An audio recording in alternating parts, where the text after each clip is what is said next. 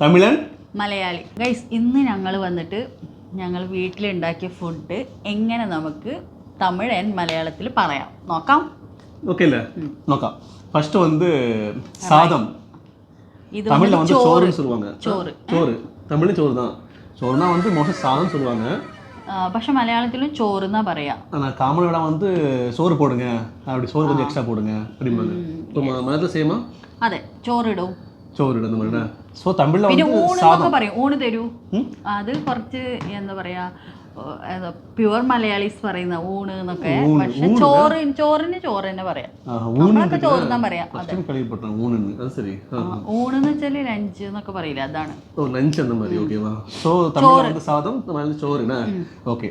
அடுத்து வந்து இது வந்து எங்கள் ஊரில் வந்து மாங்காய் பச்சடின்னு சொல்லுவாங்க. மாங்காய் பச்சடி, மாங்காய் ஊறுகாய், மாங்காய் அச்சாருண்ணா, மாங்காய் ஊறுகாய், மாங்காய் பச்சடி அப்படிம்பாங்க. சரியா? சமையல. ஸோ இது வந்து மாங்காய் அச்சாறு. ஸோ தமிழில் வந்து மாங்காய் ஊறுகாய். ஐவா, மீன், பொரிச்ச மீன், வறுத்த மீன், பொரிச்ச மீன், வறுத்த மீன் தான்.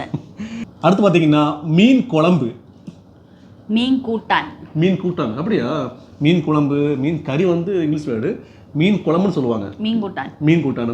ஸோ எங்கள் வீட்டில் இதான் ஃபுட்டு. சரியா? ஸோ எல்லாரும் சாப்பிட்டு வாங்க. എല്ലാരും ഊണ് കഴിച്ചിട്ട് വായോ. ഊണ് കഴിച്ചു. ബൈ. ടാറ്റാ.